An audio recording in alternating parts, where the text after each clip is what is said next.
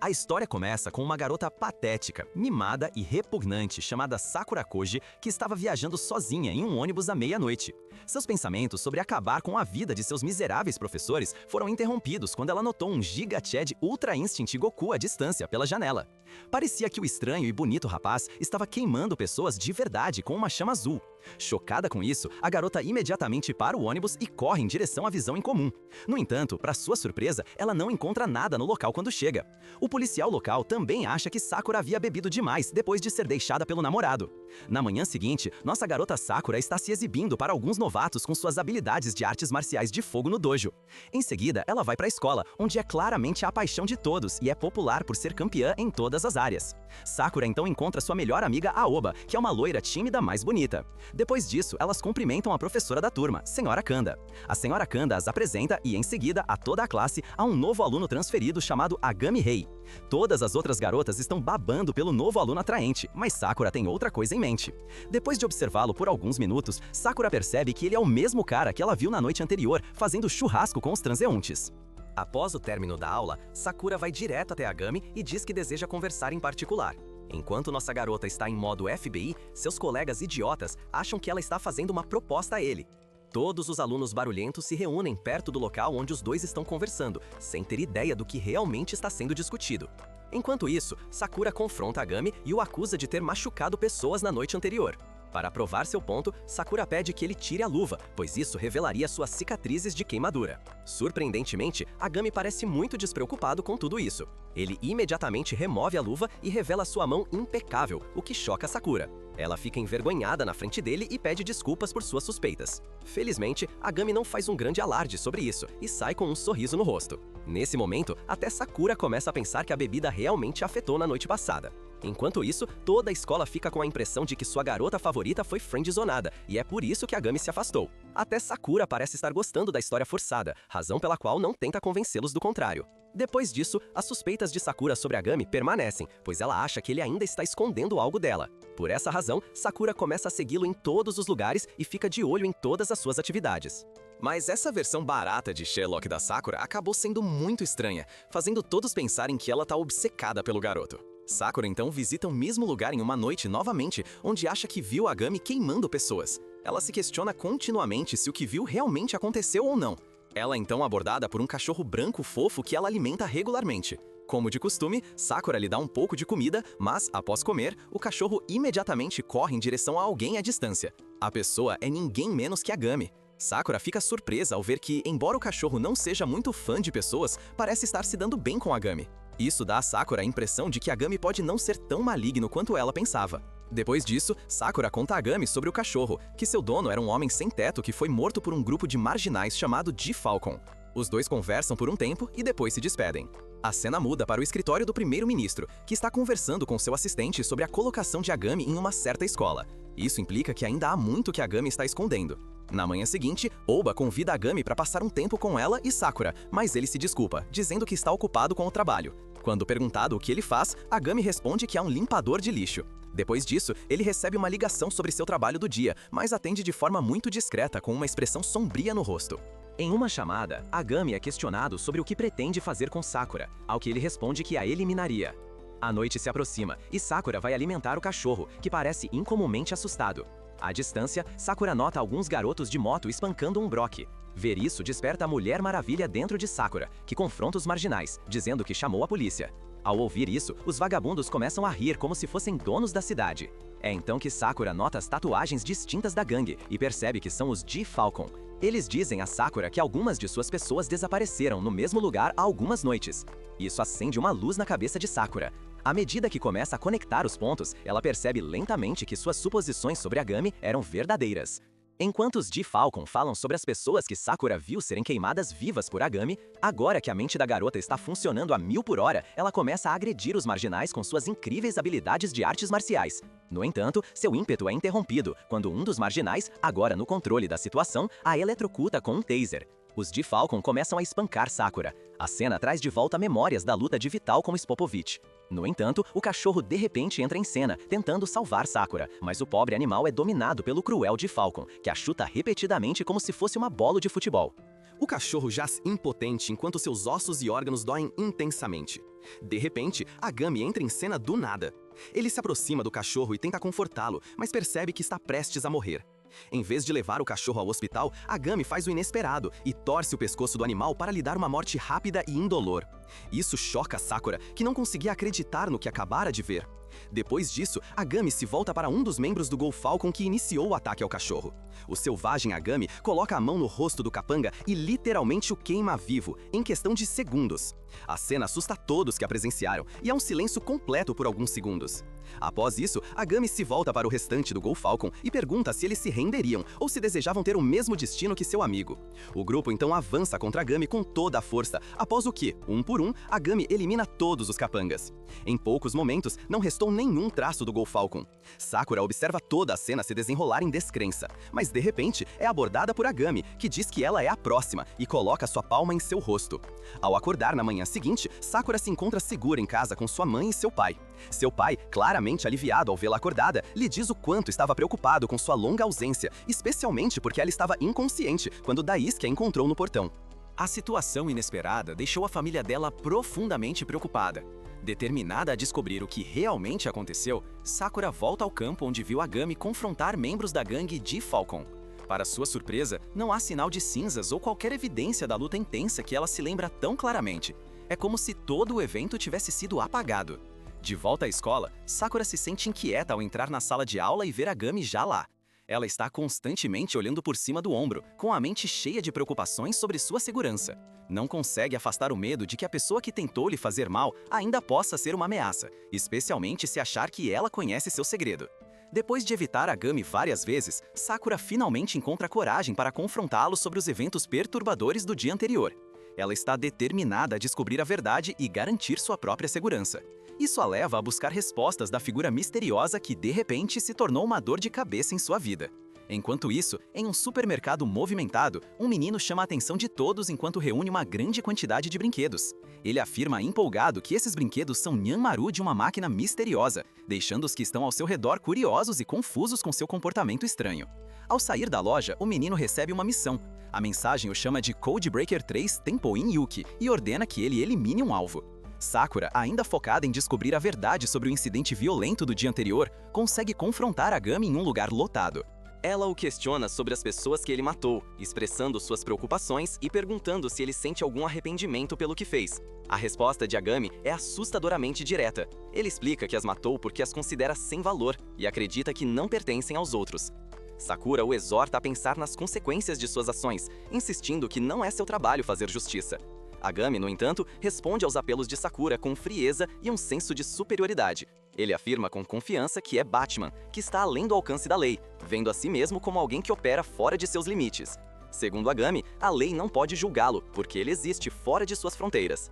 Ele insiste que é seu dever pessoal entregar sua própria forma de justiça, algo que a lei não pode oferecer. Ao fazer isso, Agami se identifica como um quebra-códigos, uma pessoa que vive em um mundo onde as regras e limites habituais da sociedade não se aplicam mais. Isso certamente é um novo pronome a adicionar à nossa lista. Sua afirmação de estar além do arcabouço das leis aumenta a natureza inquietante de seu personagem, deixando Sakura ainda mais confusa. Sakura avisa Agami que, se ele continuar a matar, ela o seguirá para impedir qualquer dano adicional. Mas Agami responde com uma risada sinistra e então caminha em direção a um prédio de vidro próximo. Com apenas um toque, ele quebra o vidro em incontáveis pedaços. Em um último aviso ameaçador, ele diz a Sakura que, se ela alguma vez falar sobre ele para alguém, ele a matará primeiro. E qualquer pessoa a quem ela contar, não importa onde ou quando. Ele deixa claro que ela não pode impedi-lo. O encontro deixa Sakura em choque e medo. Profundamente abalada por seu encontro com Agami, Sakura volta para casa e se deita na cama, incapaz de parar de pensar no que ele disse. Suas palavras assustadoras e seus poderes imparáveis pesam em sua mente. Enquanto isso, Agami está caminhando em uma ponte quando recebe uma ligação perguntando se ele eliminou Sakura. A resposta de Pagami é inesperada. Ele descreve Sakura como uma espécie rara e diz que ela não vai queimar nem mesmo pelo seu próprio fogo. Por causa disso, ele decidiu não matá-la novamente, deixando a situação envolta em incerteza.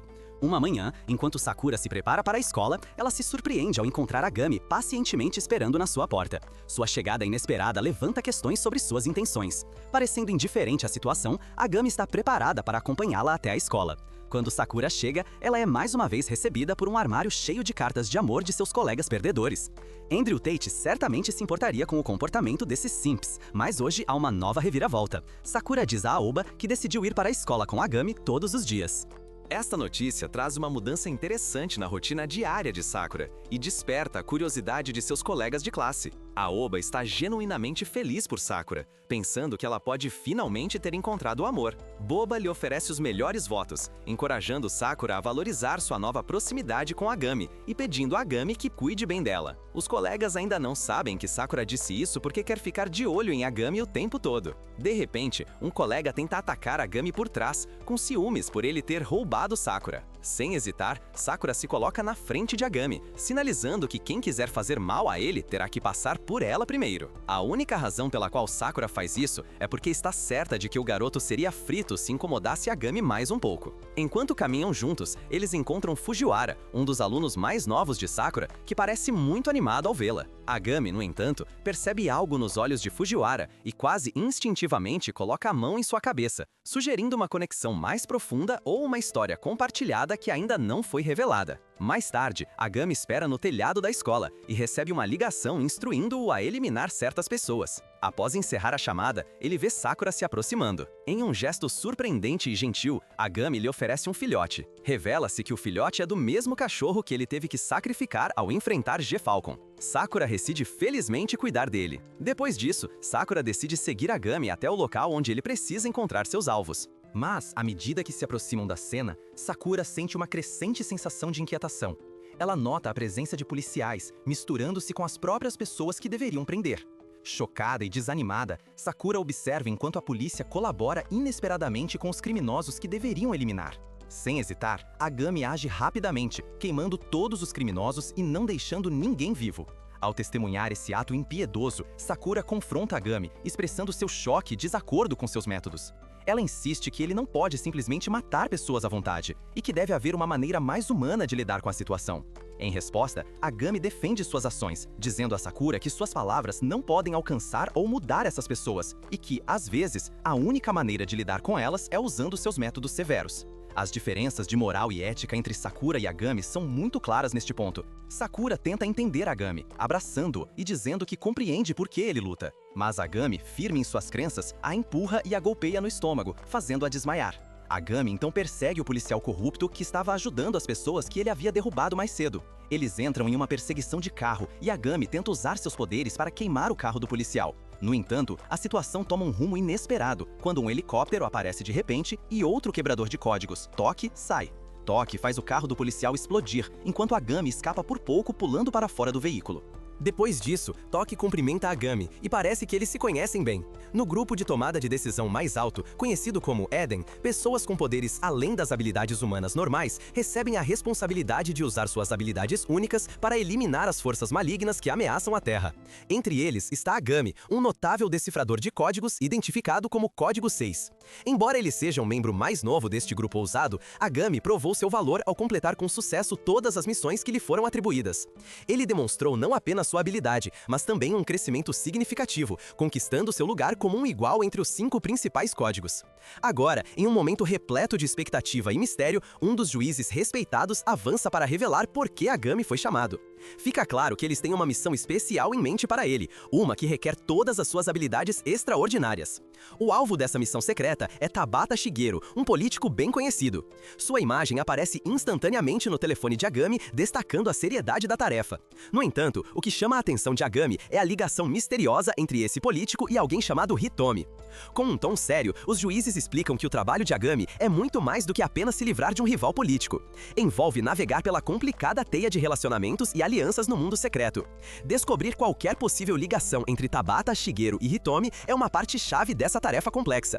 Em um movimento audacioso, Agami decide acessar seu lado psíquico novamente. Ele voa em direção aos juízes, liberando uma poderosa chama de fogo que os envolve. Este ato, que fez os juízes se assustarem, é uma mensagem forte de que ele não será tratado apenas como uma ferramenta. Ele exige o direito de escolher se aceitará a missão ou não. Enquanto isso, Sakura se vê envolvida em sua própria situação complicada. Ela é frequentemente vista passando tempo na porta da frente, o que preocupa seus pais. Quando eles perguntam sobre isso, ela primeiro diz que precisa dormir do lado de fora como parte do treinamento de seu novo clube de montanhismo. Mas logo percebe que seus pais sabem quando ela está mentindo, especialmente quando se trata de outra pessoa. Ao se preparar para sair de casa, Sakura fica surpreendida ao ver Toki, um jovem com cabelos dourados brilhantes, parado onde Agami geralmente a espera. Ele a cumprimenta com um bom dia caloroso, mas meio assustador. Ainda confusa, ela pergunta quem ele é. Curioso sobre esse encontro inesperado, ele então diz que está ali para buscá-la em vez de Agami. Durante a jornada, ele compartilha algumas notícias preocupantes com Sakura. Ele explica que Agami cometeu alguns grandes erros no dia anterior, razão pela qual não pôde vir. Toki, que se apresenta como Código 4, menciona que Aogami, que é Código 6, precisa ser observado de perto. A curiosidade de Sakura sobre a localização de Agami a domina, então ela pergunta a Toki onde ele pode estar agora. Toki responde, dizendo que Agami provavelmente acabou de receber uma dura bronca de seus superiores e pode estar prestes a chorar. Assim que Sakura ouve isso, seus olhos se enchem de lágrimas e ela começa a chorar por Agami. Toki então tenta confortar Sakura, prometendo-lhe dar todas as informações que ela precisa sobre ele. Sakura deixa claro que o que ela realmente quer de Agami é que ele pare seu trabalho de tirar pessoas de cena enquanto ainda está com ela. Toki diz que tem algo importante para compartilhar que envolve tanto Agami quanto a ela. Mas antes que ele possa dizer mais, Agami aparece de repente e chuta Toki. Rápido e ágil, Toki desvia do chute facilmente. Agami se coloca na frente de Sakura, dizendo a ela para não ouvir o que ele considera palavras vazias de Toki. Ele então se volta para Toki, perguntando por que ele apareceu de forma inesperada. Toki diz a Agami que os superiores estão preocupados com a missão que foi atribuída a ele para aquela noite. Por causa disso, Toki foi enviado para ajudá-lo. No entanto, o principal objetivo de Toki é transmitir uma mensagem clara de que Agami não deve participar da missão hoje. Agami responde dizendo a Toki para se concentrar em sua própria saúde em vez de se preocupar com ele. A situação esquenta e a frustração de Toki vem à tona. Os dois psicopatas acabam em uma briga feroz. Sakura intervém e tenta pará-los. Enquanto ela está entre eles, percebe que os olhos de Toki se parecem muito com os de Fujiwara, o que desperta suas dúvidas sobre uma possível conexão entre eles. Depois que Toki sai, Sakura e Aogami continuam seu caminho para a escola. A curiosidade de Sakura toma conta, e ela começa a perguntar a Agami sobre Toki. Agami a avisa que Toki não é confiável, e aconselha a não acreditar em tudo que ele diz. Na aula, enquanto o professor ensina, o olhar de Sakura se desvia para a janela, onde ela vê Toki. Ela rapidamente diz ao professor que está se sentindo mal e pede para ir à enfermaria. Em vez de ir ao consultório da enfermeira, ela decide questionar Toki sobre o motivo de ele estar em sua escola. Toki diz que está lá apenas para explorar a escola, mas antes que possam discutir mais, Agami intervém, acusando Toki de estar bisbilhotando. A conversa deles é interrompida quando um professor vê Toki em um uniforme escolar diferente e pergunta sobre sua presença. Toki explica que é um novo aluno em uma visita à escola, e o professor o leva para a sala de aula para apresentá-lo a todos, incluindo Sakura e Aogami. Na hora do almoço, Sakura aproveita a oportunidade para perguntar a Toki como pode impedir Agami de realizar suas tarefas perigosas. Toki explica que os quebradores de código têm objetivos claros e lidam para ou eliminam ameaças com base nas ordens de seus superiores. Mais tarde, após a escola, Sakura segue Agami discretamente para perguntar sobre a ligação entre Fujiwara e Toki. Agami responde de forma vaga, dizendo que os quebradores de código basicamente não existem, e se Toki tinha uma família antes, as memórias do quebrador de código seriam apagadas. Com a chegada da noite, eles chegam ao local planejado para a operação. Toki usa seus poderes magnéticos para abrir uma porta e desligar o sistema de alarme. Sakura fica admirada com a habilidade especial de Toki. No entanto, a missão deles toma um rumo inesperado quando um grupo de pessoas com poderes especiais diferentes dos quebradores de código aparece e começa uma luta com Toki e Agami.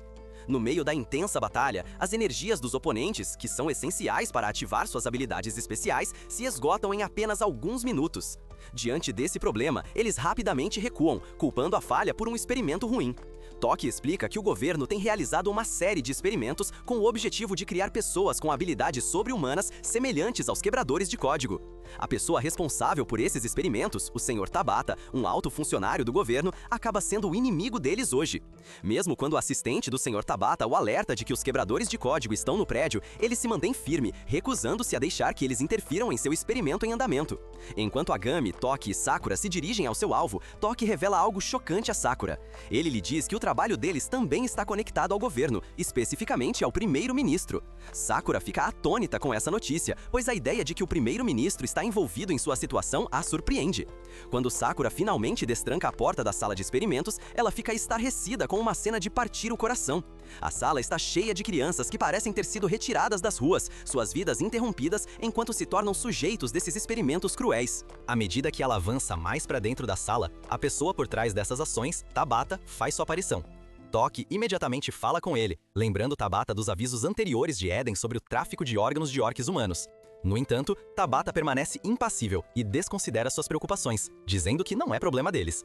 Para aumentar a tensão, as duas pessoas que anteriormente confrontaram os quebradores de código na entrada do prédio agora chegam à cena. Eles argumentam que suas ações visam ajudar as pessoas, insistindo que crianças com poderes especiais limitados são praticamente inúteis e que usar seus órgãos para outros fins é a maneira mais eficiente de aproveitar seu potencial. Essa declaração polêmica provoca um conflito entre os grupos. Para respaldar sua posição, os guardas de Tabata recarregaram suas mochilas de energia. Um deles pode controlar a água, enquanto o outro pode transformar coisas em pedra sólida. À medida que a batalha esquenta, a sala se transforma em uma cena caótica. Com diferentes habilidades em plena exibição no meio do tumulto, Toki decide se afastar de seu oponente, na esperança de evitar a luta. Mas ele se depara com os inimigos novamente na frente e afirma firmemente que eles não vão escapar.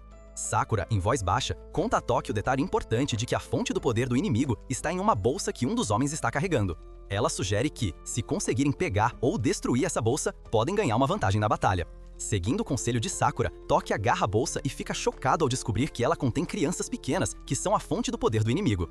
Em uma reviravolta chocante, eles enfrentam uma difícil escolha moral e precisam agir rapidamente. Seguindo os desejos das crianças, eles decidem eliminar os dois inimigos. Com os dois guardas fora do caminho, apenas o Sr. Tabata resta. Enquanto tenta escapar em desespero, Toki o captura e insiste que Agami deve terminar o serviço. Agami, pronto para usar seus poderes flamejantes, está prestes a transformar o Sr. Tabata em churrasco. Mas, nesse momento crucial, a filha do Sr. Tabata, que está em uma cadeira de rodas, chega inesperadamente. Ela pergunta ao pai, que está encostado na parede, sobre as identidades de Sakura, Toki e Agami, os intrusos, segundo ela. Em seu momento de desespero, o Sr. Tabata revela que todas as suas ações tinham como objetivo encontrar o órgão certo para sua filha. Ele explica que o hospital não conseguiu fornecer o transplante necessário rapidamente o suficiente para sua filha, então ele agiu com urgência para salvar a vida dela. Enquanto Sakura implora Agami para poupar o Sr. Tabata, o homem começa a entender quão sérias foram suas ações.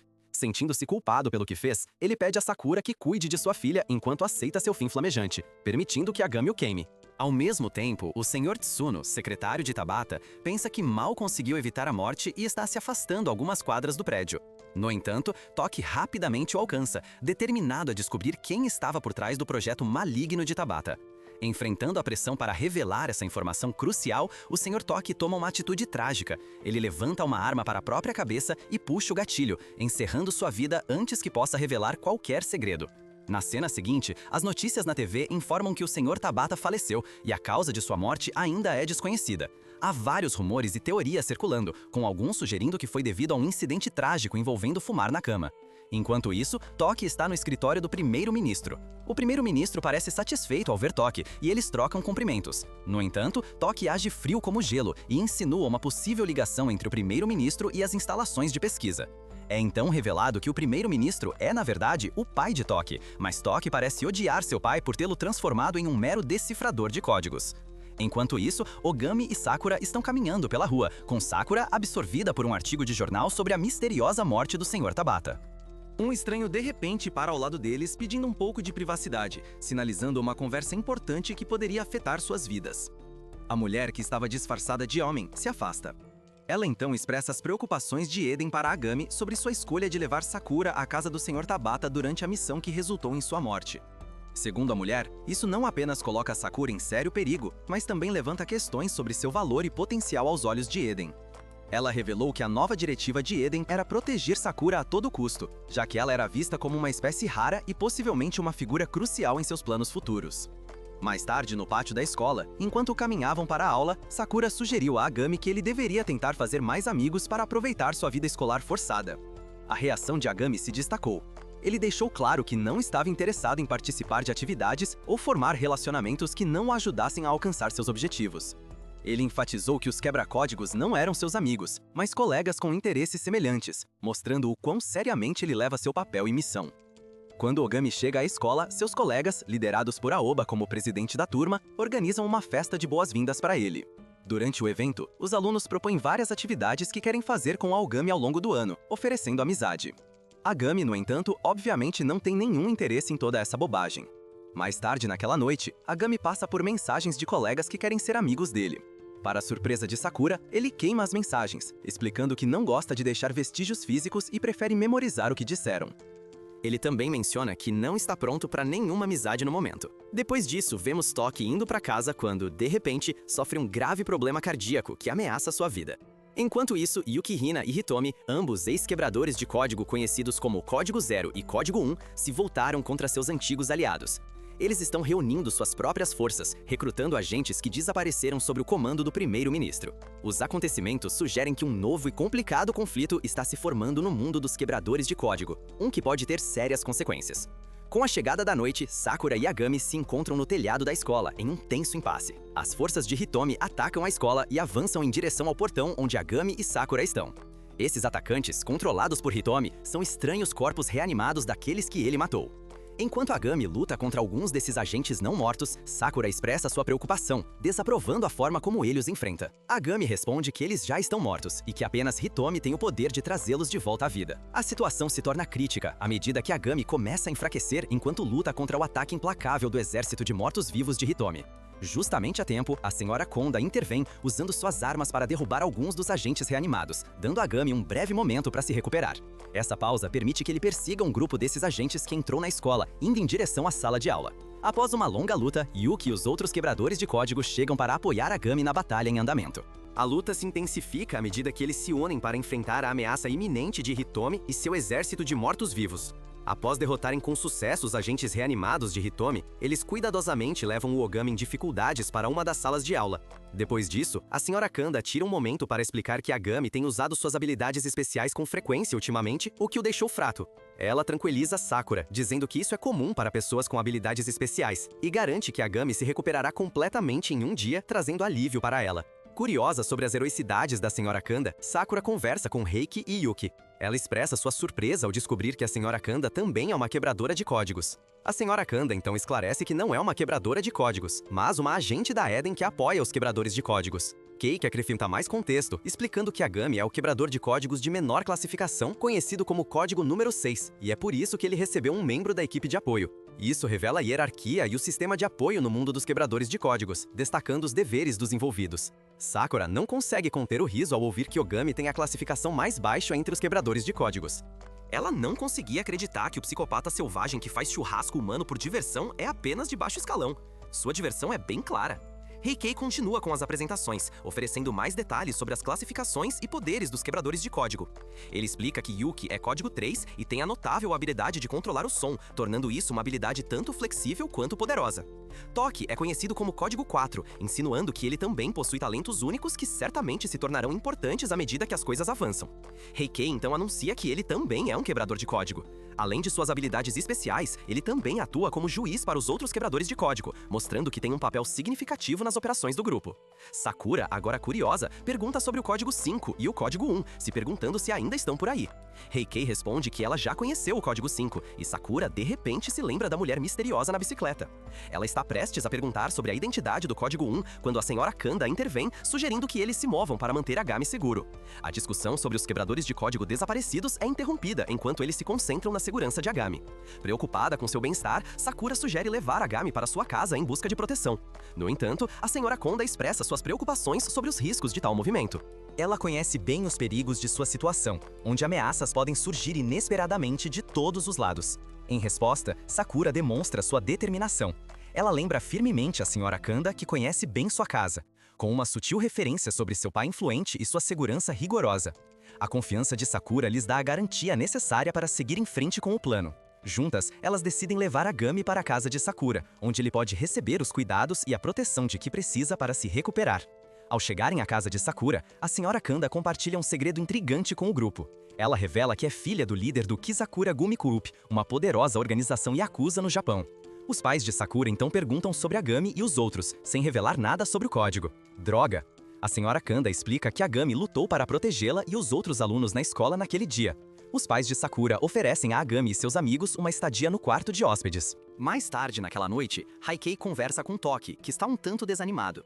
Haikei fornece informações importantes, explicando que o grupo que os atacou anteriormente se dividiu em duas facções, uma visando Agami e a outra indo atrás da Sera Kanda. Haikei suspeita que essa divisão possa ter sido planejada por Hitomi, sugerindo que o objetivo final de Hitomi pode ser derrotar Agami. Depois disso, o Código 5, enviado por Eden, chega à casa de Sakura para ajudá-los a enfrentar o ataque esperado de Hitomi. Com a noite caindo, Hitomi inicia seu ataque.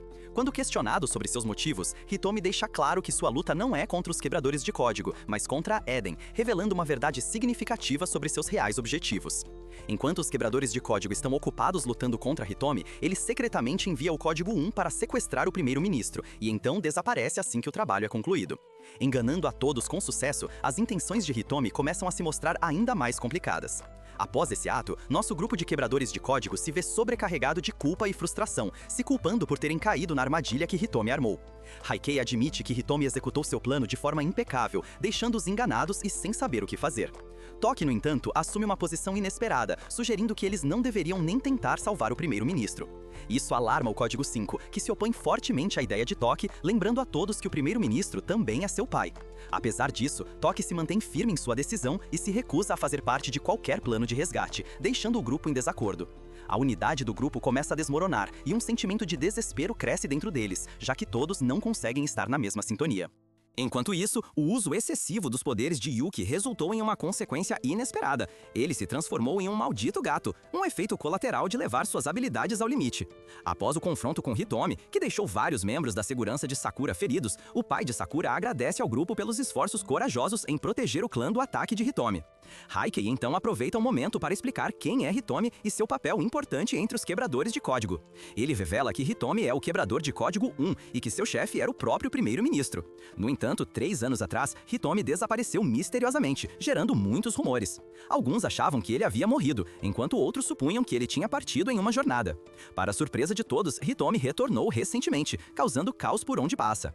Haikei acrescenta que, durante seu tempo com os quebradores de código, Hitomi era o mais forte entre eles. A razão por trás do sequestro do primeiro-ministro vem de um profundo desejo de vingança, que o levou a tais limites.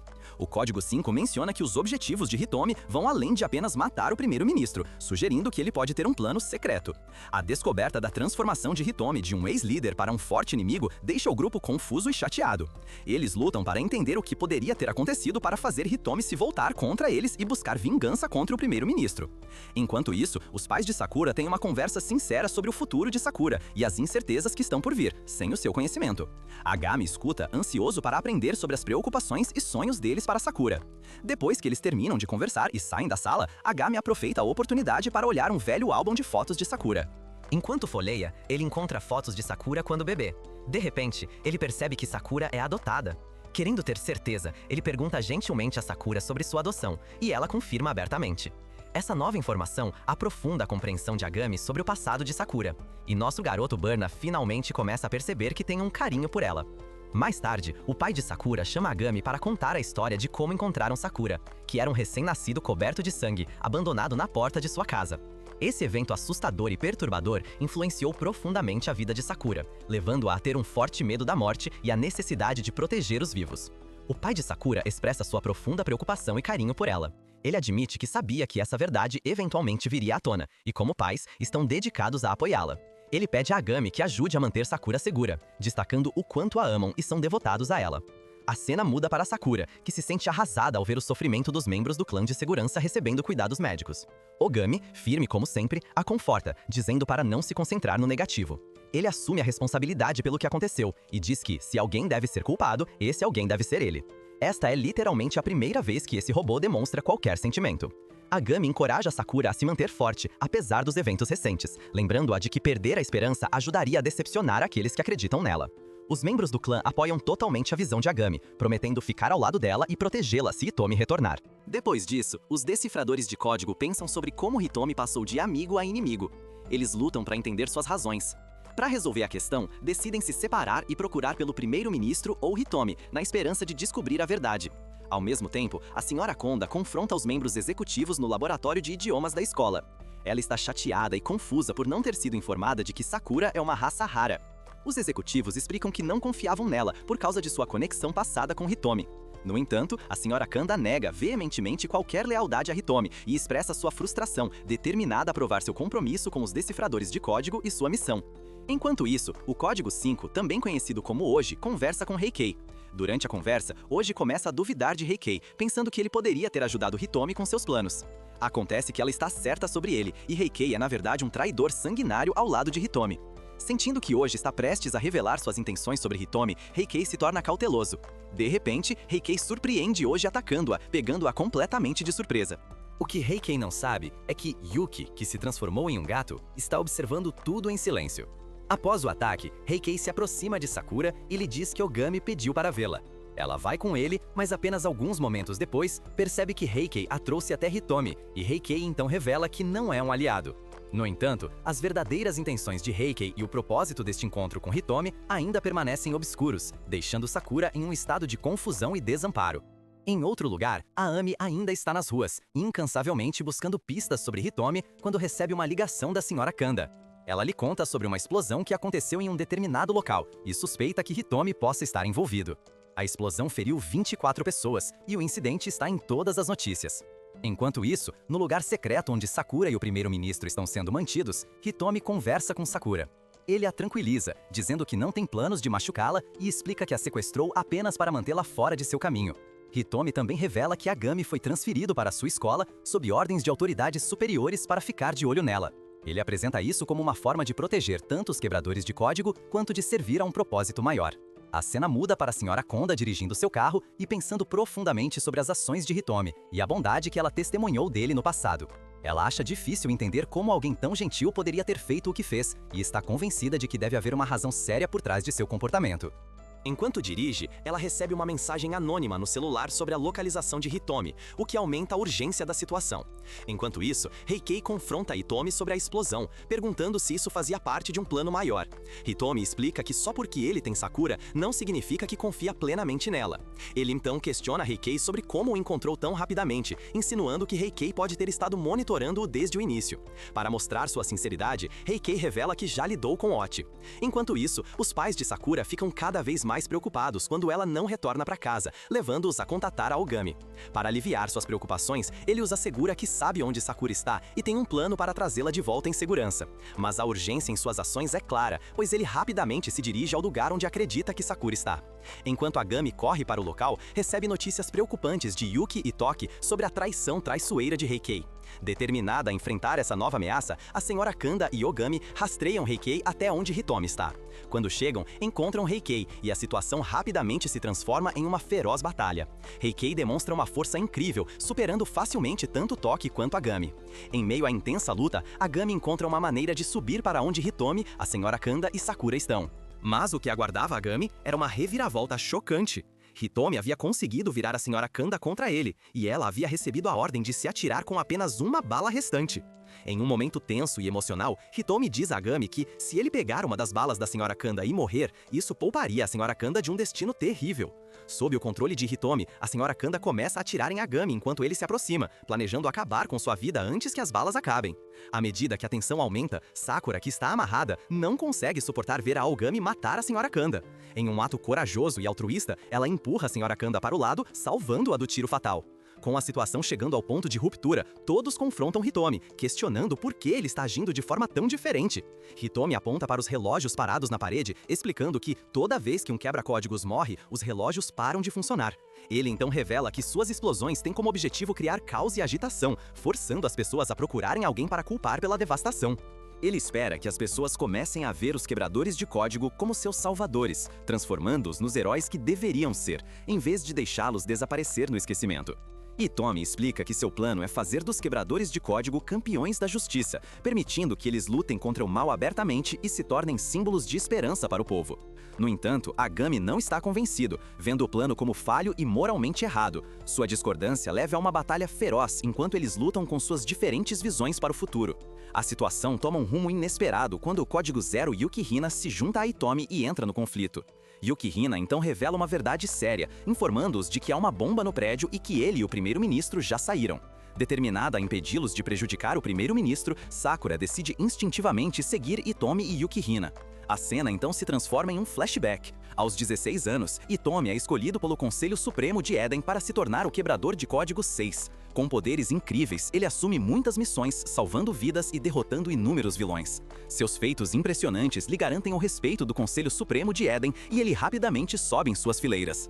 Aos 20 anos, Hitomi sofre uma perda devastadora quando Haruya, um colega quebrador de código conhecido como Código 5, morre. Essa tragédia o enche de raiva e um forte desejo de mudança, o que leva à sua promoção para Código 5, aumentando seu poder e influência enquanto ele continua a subir nas fileiras. Hitomi se torna Código 3 aos 26 anos. Durante esse tempo, ele embarca em uma missão que mudaria sua vida para sempre.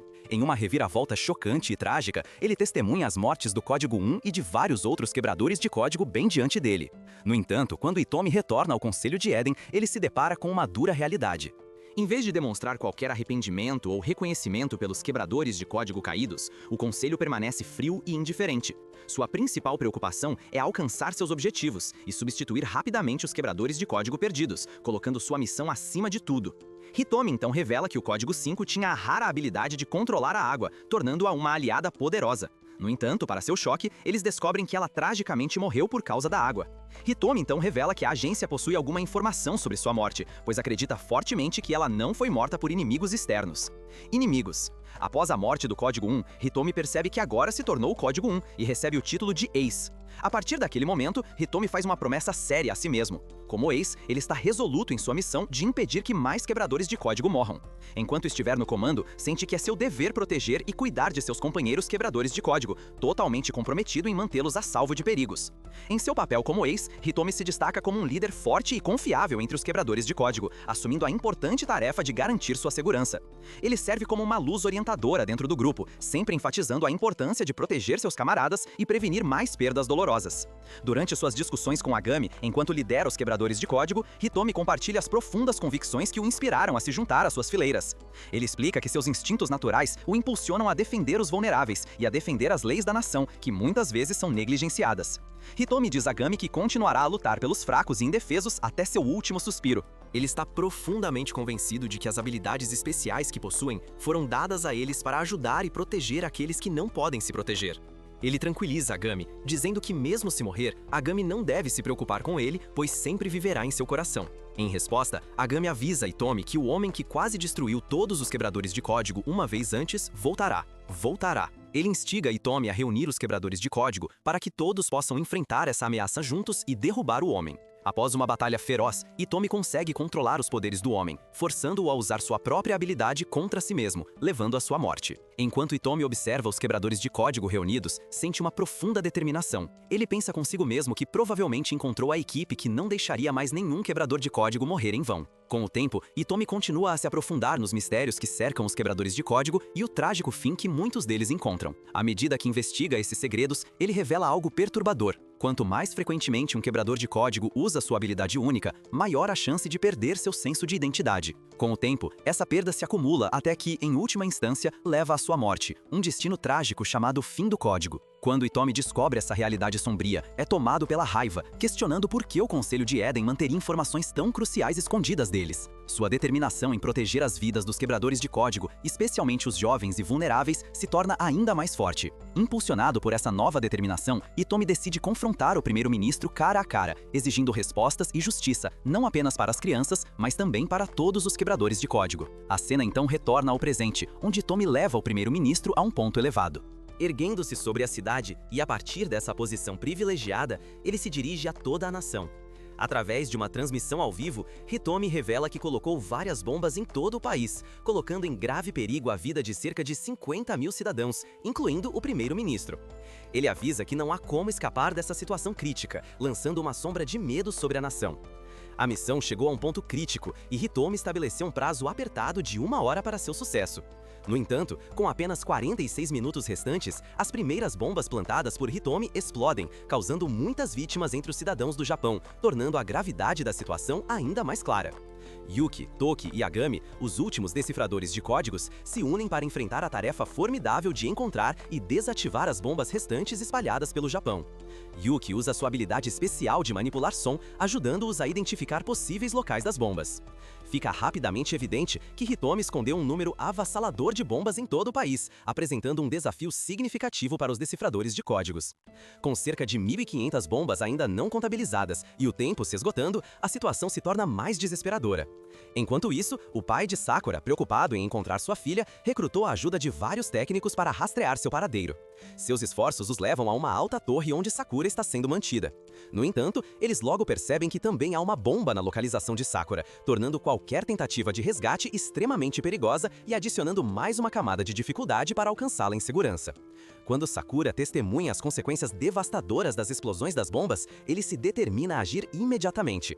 Ele orienta Toki e a Sra. Kanda a irem juntas para as Sky Towers, onde podem oferecer ajuda aos necessitados. Enquanto isso, Yuki se encarrega de lidar com as bombas espalhadas pelo país, movido por uma forte determinação de evitar que mais vidas inocentes sejam perdidas. Ao chegarem à Sky Tower, tanto Hitomi quanto Haikei ficam chocados ao descobrir que Agami já havia entrado no prédio.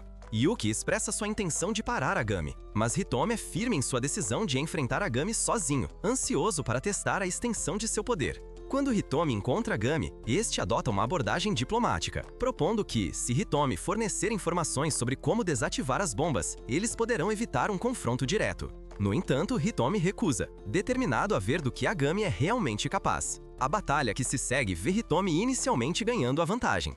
Enquanto isso, Sakura, que está amarrada onde Hitomi a mantinha próxima, observa a intensa batalha entre os dois quebradores de código. Percebendo a gravidade da situação, ela chama seu fiel cachorro e pede que o liberte das amarras. Enquanto isso, Agami, exausto pela longa e intensa batalha, atinge um ponto de esgotamento. Nesse estado debilitado, ele implora a Hitomi que explique a razão por trás de suas ações, buscando desesperadamente uma resposta para o caos e a destruição que causou.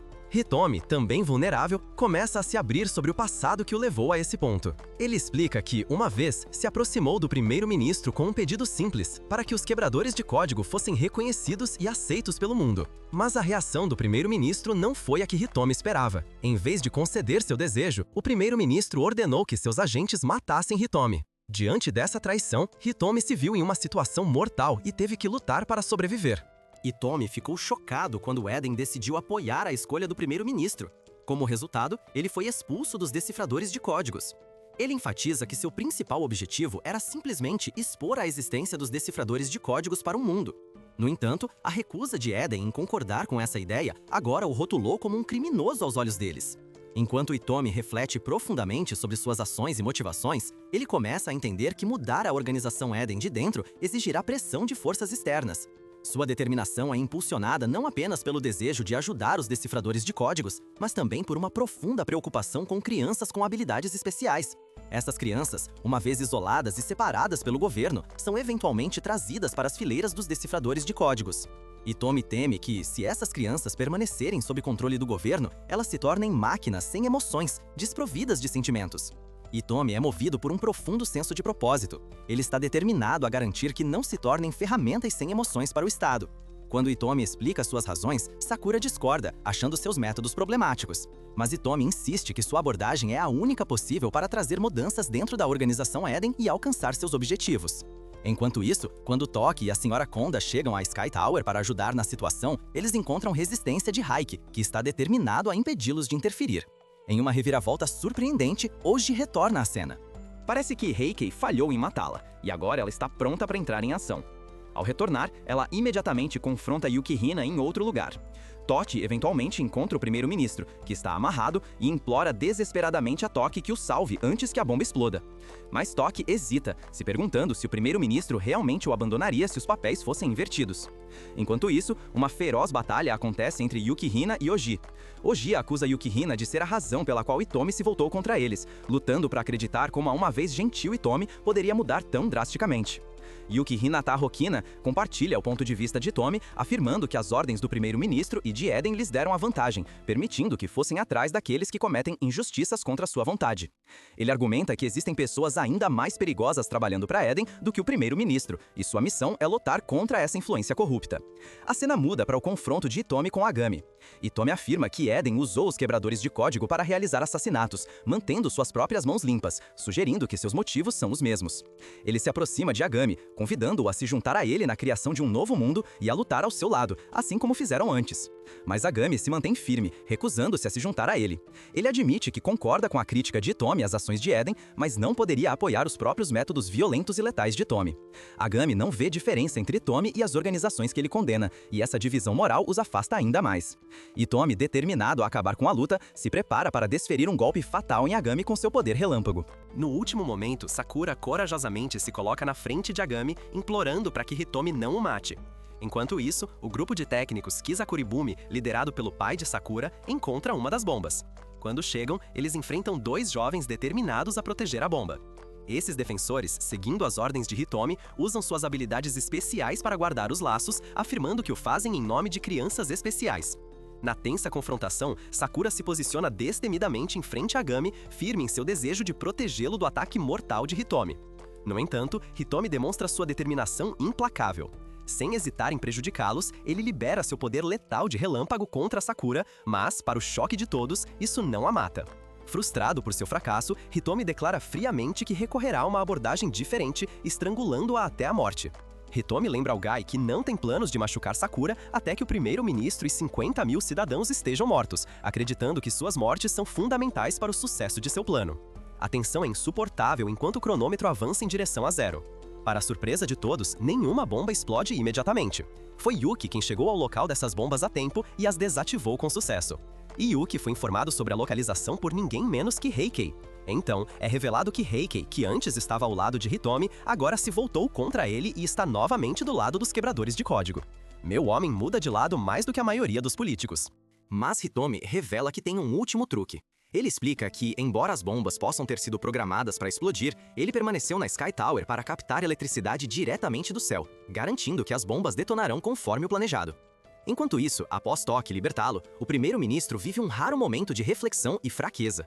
Ele admite a Toki que pode não ser mais do que um peão controlado, sugerindo que o medo guiou suas ações. Enquanto Hitomi continua sua tentativa de extrair poder do céu, Yuki, Oji e Heikei lutam para detê-lo, mas seus esforços são em vão. A situação piora quando Hitomi, cego por sua obsessão, agarra Sakura pelo pescoço com uma mão, tentando estrangulá-la. A tensão na sala é intensa e parece que a esperança está escapando.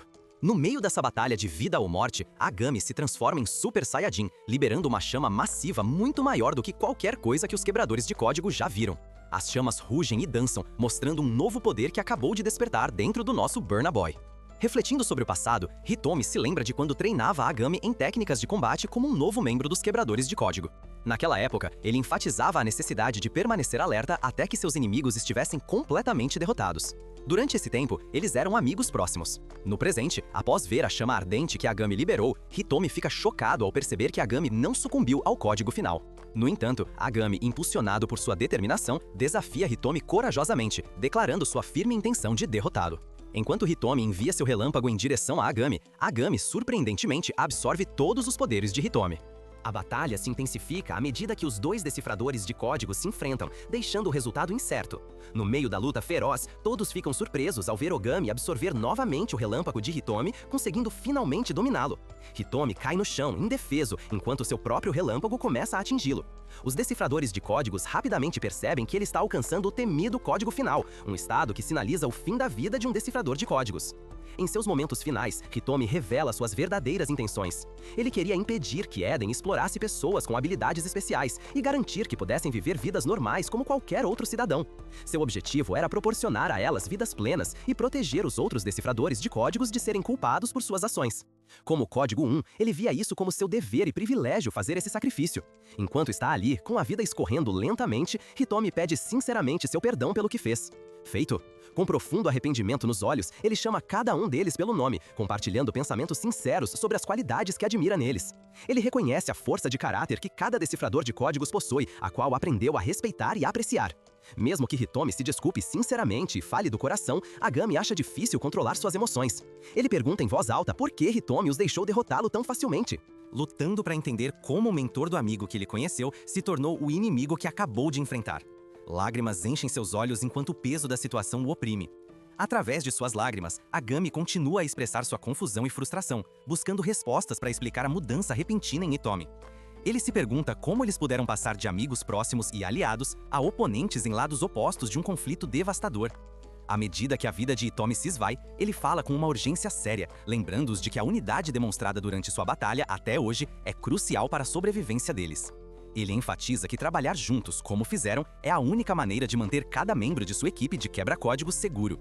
No meio da mensagem sincera de Hitomi, o primeiro-ministro entra abruptamente na cena, causando uma mudança negativa no clima. Ele anuncia com confiança que não permitirá que pessoas com habilidades especiais lutem em público. Com firmeza, insiste que, eventualmente, as pessoas esquecerão os atentados, minimizando a gravidade da situação. Mas Sakura não pode ficar parada e deixar isso passar. Ela confronta o primeiro-ministro, desafiando sua recusa em ouvir as palavras de Hitomi. Ela o instiga a pensar sobre o que Hitomi estava tentando expressar. A resposta do primeiro-ministro revela seu desgosto pelos quebra-códigos e seu arrependimento por uma decisão que tomou no passado. Ele lamenta que, se soubesse que Hitomi se tornaria um terrorista, nunca o teria recrutado. Em um último ato de desafio, Hitomi reúne suas forças restantes. Levantando-se, ele se prepara para atingir o primeiro-ministro com um raio. Antes que possa agir, os outros decifradores de códigos intervêm. Eles finalmente compreendem o verdadeiro significado da mensagem de Hitomi.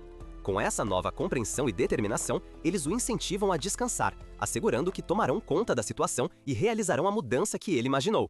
As últimas palavras de Hitomi refletem sua aceitação do crescimento e da transformação que os decifradores de códigos passaram. Ele percebe que eles precisavam evoluir por conta própria, mesmo que não tivesse visto isso a princípio.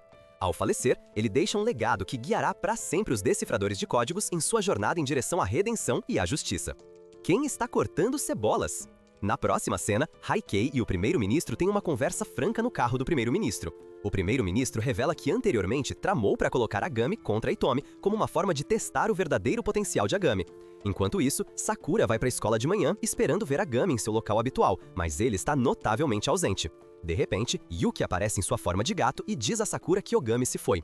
Ele promete ajudar se ela precisar de algo e então vai embora. Então, Oji aparece de repente e oferece a Sakura uma carona para a escola. No caminho, Oji conta a ela que todos os decifradores têm diferentes funções atribuídas a eles. Ela também diz a Sakura que Ogami já está a caminho de sua próxima missão urgente como decifrador. Sakura então agradece a Oji pela carona e elas seguem caminhos diferentes. Oji e Toki também vão embora, deixando Sakura sozinha. Ela pensa em como Ogami se foi e sabe que pode não vê-lo por um tempo. Mas ela se lembra de todas as coisas incríveis que ele e os outros decifradores fizeram pelo mundo. Ela entende que eles fizeram muito sem dizer nada e que salvaram sua vida. Ela pensa consigo mesma que eles sempre estarão em seu coração e mente. Os decifradores fazem tanto pelo mundo, mesmo que o mundo nem saiba que eles são heróis.